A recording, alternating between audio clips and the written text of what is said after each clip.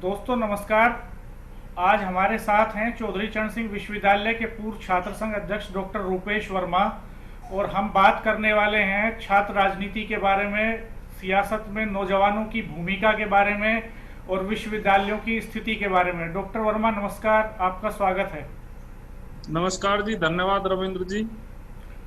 कैसे हैं डॉक्टर साहब? बढ़िया जी, बढ़िया सर, आप सुनाओ।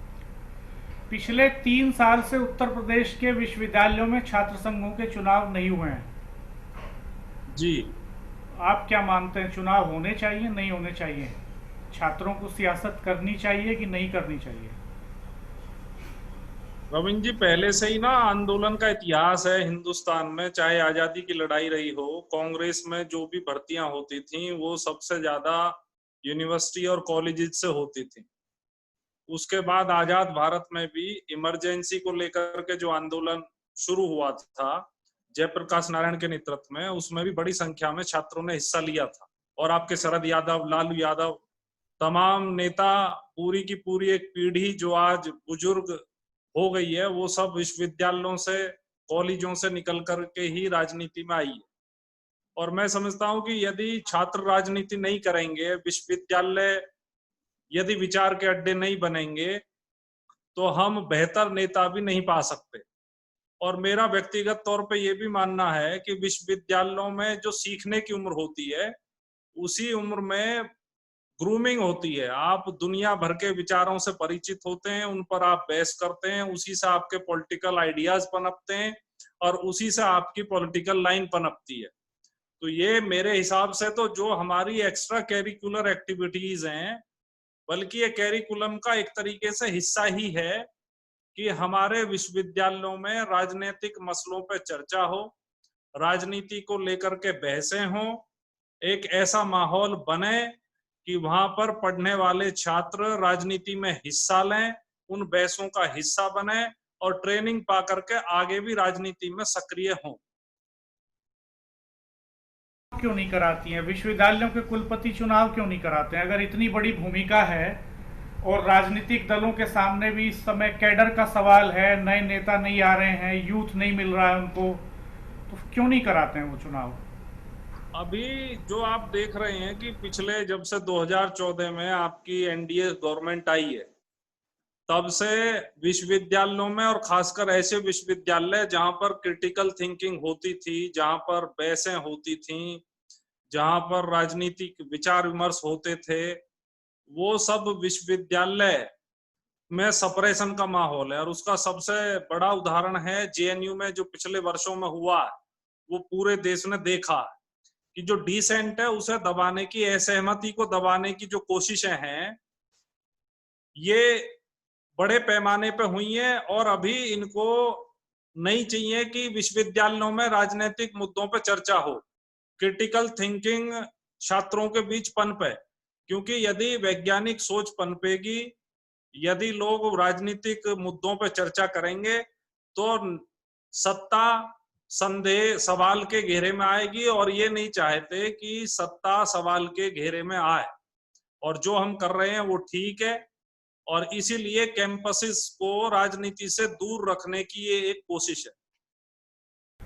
पूरे देश में कहीं से कोई आवाज नहीं आ रही है, स्टूडेंट्स कोई प्रतिरोध नहीं कर रहे हैं। हम देखते हैं कि यूपी में इलेक्शन नहीं हुए तो स्टूडेंट्स का कोई मूवमेंट नहीं हुआ।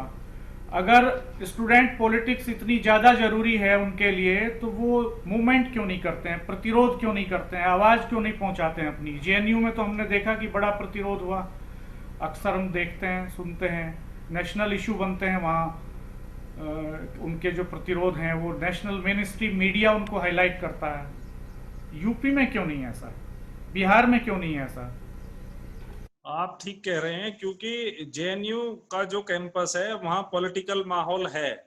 और शायद मैं समझता हूँ कि जो लेफ्ट की पार्टीज हैं उनका जो वहाँ प्रभाव है, लेफ्ट के जो छात्रों के संगठन है उसका जो प्रभाव है, तो वहाँ पहले से ही एक खुला माहौल है, खुला विचार विमर्श होता है। बीजेपी के आने के बाद उसमें भले ही सप्रेशन हुआ, लेकिन छात्रों ने हर मुद्दे पर, हर मामले पर अपना प्रतिरोध दर्ज कराया।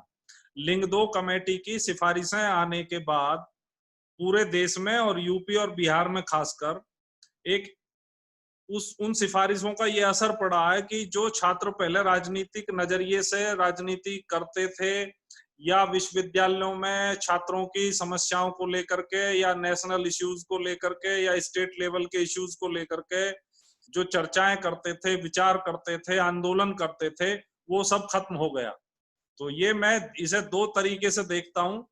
पहला तो ये कि जो लिंग 2 कमेटी की सिफारिशें हैं, तो जो थोड़ा बहुत पॉलिटिकल माहौल कैंपसेस में था, जैसे चौधरी चरण सिंह विश्वविद्यालय में काफी हद तक पॉलिटिकल माहौल था, लेकिन लिंग 2 कमेटी की सिफारिशों के बाद उसमें जो छात्रों के राजनीति में आने के ऊपर जो रिस्ट्रिक्शंस लगी हैं और नॉन पॉलिटिकल तरह के छात्र जब राजनीति में आए हैं, तो वो फिर किस किस्म की राजनीति करेंगे आप समझ सकते हैं। तो वो चीज हुई है और उसी का ये परिणाम है।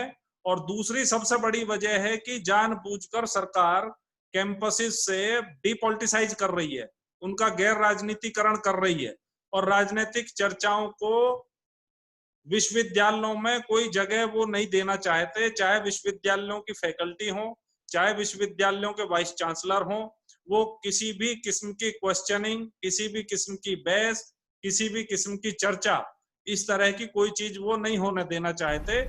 और ये ऊपर से स्ट्रीमिंग है, यानी क्या कि क्या सत्ता विपक्ष क्या विपक्ष भी इसमें शामिल है? विपक्ष भी नहीं चाहता ऐसा? विपक्षी दल क्यों अपनी छात्र विंग खड़ी नहीं करते हैं विश्वविद्यालयों और कॉलेजों में?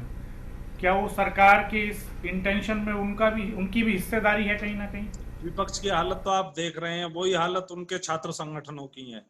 जो भी थोड़ा बहुत विपक्ष के नाम पर, छात्र संगठन के नाम पर कुछ है देश में, तो वो लेफ्ट पार्टीज का है। तो जहां जहां लेफ्ट पार्टीज के छात्र संगठन सक्रिय हैं, वहां पर कुछ राजनीति भी हो रही है, कुछ चर्चाएं भी हो रही हैं, कुछ प्रतिरोध भी हो रहे हैं। बाकी तो अभी आप देख रहे हो कि किस तरह का पॉलिटिकल माहौल है। मीडिया से लेकर के तमाम जो संवैधानिक संस्थाएं हैं, उन सबको रिस्ट्रिक्ट करने की कोशिश हो रही है, उनके जो रोल है उसको सीमित करने की कोशिश हो रही है और एक ही तरह के विचार के पीछे लोगों को लगाने की कोशिश हो रही है।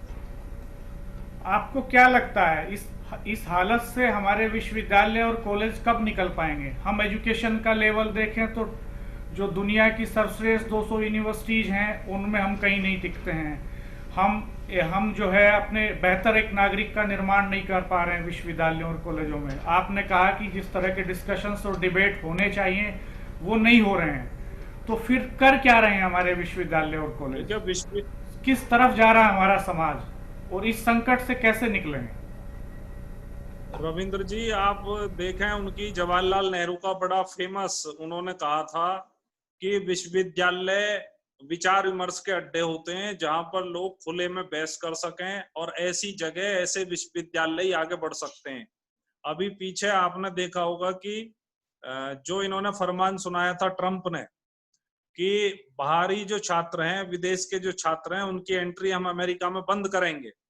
तो वहां की MIT और हार्वर्ड यूनिवर्सिटी वहां के राष्ट्रपति को पार्टी बना करके सुप्रीम कोर्ट में चली गई, ये कहते हुए कि ये गलत है। तो वो उन समाजों के जो विश्वविद्यालय हैं, उनके यहाँ जो स्वतंत्र सोच का जो दायरा है, उसमें और हम में बहुत फर्क है। उसके आसपास कहीं JNU जैसे विश्वविद्यालय हैं, लेकिन उन्हें भी खत्म करने की कोशिश हो रही है। मैं नहीं समझता कि किसी बंद समाज में कोई विश्वविद्यालय पनप सकता है। जब तक लिबरल थिंकिंग नहीं होगी, जब तक आलोचना की असहमति की जगह नहीं होगी। अभी पब्लिक सेफ्टी एक्ट है, उसके अलावा CRPC के बहुत सारे ऐसे प्रोविजंस हैं जिनका, जैसे सेक्शन 144, इसकी कोई लिमिट नहीं है। इसे कभी तक भी किसी भी कैंपस में, किसी भी स्टेट में, किसी भी डिस्ट्रिक्ट में आप जब मर्जी जितने दिन तक लगाए रखो। इसके अलावा 151 सेक्शन है CRPC की, उसमें चाहे जितने दिन लोगों को डिटेन करके रख सकते हो आप बिना किसी वाजिब वजह के। तो ये तमाम चीजें हमारी जो फ्रीडम ऑफ एक्सप्रेशन है, फ्रीडम ऑफ एक्सप्रेशन हमें हर जगह जिसकी जरूरत है, जिसके बिना डेमोक्रेटिक सिस्टम, कोई डेमोक्रेटिक गवर्नमेंट, कोई डेमोक्रेटिक कॉन्स्टिट्यूशन फंक्शनल नहीं हो सकता, उसको कर्टेल करने की जो कोशिश है कि कोई आदमी बोले ना, कोई सरकार की आलोचना ना करे, कोई अपने विचार प्रकट नहीं करे, तो मुझे नहीं लगता कि इस माहौल में हमारे विश्वविद्यालय पनप पाएंगे। इससे बेहतर तो कांग्रेस की सरकारों के दौरान विश्वविद्यालयों की हालत थी, और दूसरा इस सरकार की कोशिश है कि क्रिटिकल थिंकिंग, साइंटिफिक टेम्परामेंट लोगों में विकसित ना हो, क्योंकि यदि क्रिटिकल थिंकिंग आएगी, साइंटिफिक टेम्परामेंट आएगा तो लोग क्वेश्चन करेंगे, और सरकार नहीं चाहती कि उसके ऊपर कोई क्वेश्चन करे। मैं बीजेपी के लिए नहीं कह रहा, कोई भी सरकार नहीं चाहती कि उस पर क्वेश्चनिंग हो, लेकिन ये सोसाइटी से जुड़ा मसला है। और सोसाइटी में भी आप देख रहे होंगे कि पिछले कुछ दिनों में, पिछले कई वर्षों में डिसेंट के लिए, असहमति के लिए जो गुंजाइश है वो लगातार कम होती गई। आपको क्या लगता है ये हालत कब तक चलने वाली है? क्या हमारे विश्वविद्यालय, कॉलेज और यूथ इस संकट से बाहर निकलेंगे कभी? बिल्कुल, हर अंधेरी रात के बाद एक उजाला सवेरा होता है, और ऐसा नहीं है, बहुत जगह मूवमेंट छोटे छोटे रूप में पनप रहे हैं। हो सकता है अभी बहुत बड़े मूवमेंट चल भी रहे होते, क्योंकि पिछले 3-4 महीने से जो परिस्थितियां महामारी की वजह से पैदा हुई हैं, और उसकी वजह से जो रिस्ट्रिक्शंस लगाई गई हैं महामारी कानून के अंतर्गत, जो सरकार के पास अधिकार है उनका जो इस्तेमाल जिस तरीके से किया जा रहा है, बल्कि इसका इस्तेमाल डिसेंट को और दबाने के लिए किया गया है। तो मैं समझता हूँ कि जैसे ही ये महामारी के दिन छटेंगे, वैसे ही लोग अपनी बात कहना शुरू करेंगे। अभी भी कह रहे हैं, बहुत जगह प्रदर्शन भी हो रहे हैं। हम लोग भी चूंकि यहाँ किसान राजनीति में सक्रिय हैं, तो हम भी अपना कहीं ना कहीं डिसेंट प्रकट करते रहते हैं, थोड़ा बहुत धरना प्रदर्शन भी करते रहते हैं। आप छात्र संघ अध्यक्ष रहे हैं, लॉ की प्रैक्टिस कर रहे हैं, किसानों का नेतृत्व करते हैं, क्या सलाह देंगे स्टूडेंट्स को? आज के जो छात्र हैं, जो विश्वविद्यालय और कॉलेजों में पढ़ रहे हैं, उनको ऐसे हालात में क्या करना चाहिए खुद को संगठित करने के लिए और अपनी आवाज़ को बुलंद करने के लिए, ताकि सरकार बाध्य हो कि इलेक्शंस कराए जाएं, एक डेमोक्रेटिक सेटअप बने यूनिवर्सिटीज़ के अंदर, और जैसा कि आपने कहा सहमति की गुंजाइश हो। अभी नई एजुकेशन पॉलिसी आई, उस पर भी हम बात करेंगे कि उसमें भी स्टूडेंट रिप्रेजेंटेटिव्स की कोई राय नहीं ली गई, उनकी बात वहां तक नहीं पहुंची। तो क्या राय देंगे आप यूथ के लिए? मेरा कहना तो यही है कि भगत सिंह ने भी अपने जमाने में एक विद्यार्थी और राजनीति लेख लिखा था। भगत सिंह इस बात के हिमायती थे कि देश की समस्याओं से अलग कट करके कोई शिक्षा नहीं हो सकती, और विश्वविद्यालय देश की समस्याओं के हल करने की एक जगह होनी चाहिए, उसके ऊपर विचार करने की एक जगह होनी चाहिए, और उसके लिए जरूरी है आपसी विचार विमर्श हो।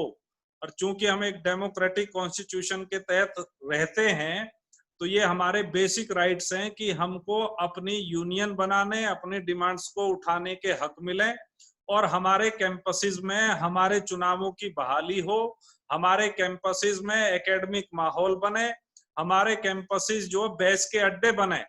अभी तो हालात ये हैं कि कैंपसेस में सेमिनार करने तक के लिए आपको अनुमति नहीं मिलती। तो ये तो विश्वविद्यालय का कॉन्सेप्ट नहीं है। एक तरफ आप बात कर रहे हैं न्यू एजुकेशन पॉलिसी में कि हम ज्यादा से ज्यादा महाविद्यालयों को, विश्वविद्यालयों को ऑटोनॉमी देंगे, और दूसरी तरफ आप जो विश्वविद्यालयों में लोगों को आपस में बातचीत करने, उनको सेमिनार करने की अनुमति तक नहीं देते। तो मैं समझता हूं कि यूथ को इसको लेकर के रेसिस्ट करना चाहिए। विश्वविद्यालयों के जो माहौल है उसको ज्यादा डेमोक्रेटिक बनाना चाहिए। वो एकेडमिक बेस के साथ साथ देश की समस्याओं को हल करने के बेस के विचार के अड्डे बनने चाहिए, और यूथ को इस तरफ इसमें प्रयास करना चाहिए। और अतीत में काफी लोग इस तरह के प्रयास, इस तरह के आंदोलन करते आए हैं। अभी वर्तमान में जो पीढ़ी विश्वविद्यालयों में पढ़ रही है, उसकी ये ड्यूटी है, उसका ये कर्तव्य है कि वो भारत के संविधान के सिद्धांतों की रक्षा करे, और भारत के संविधान के सिद्धांतों को आगे बढ़ाने के लिए विश्वविद्यालयों में मूवमेंट खड़ा करे और अपने संगठन बनाए, और इस देश में डेमोक्रेटिक माहौल पैदा करे। क्योंकि डेमोक्रेसी नहीं रहेगी, डेमोक्रेटिक माहौल नहीं रहेगा, तो फासिस्ट फोर्सेस आगे बढ़ेंगी, तानाशाही आगे बढ़ेगी, और चीजें खराब से खराब होती जाएंगी।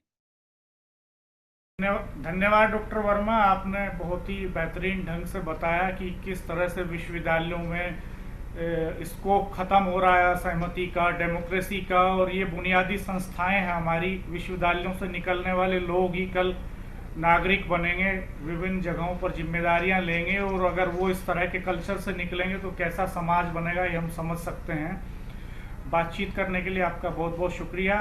मित्रों, आप हमारा चैनल देखते रहिएगा, सब्सक्राइब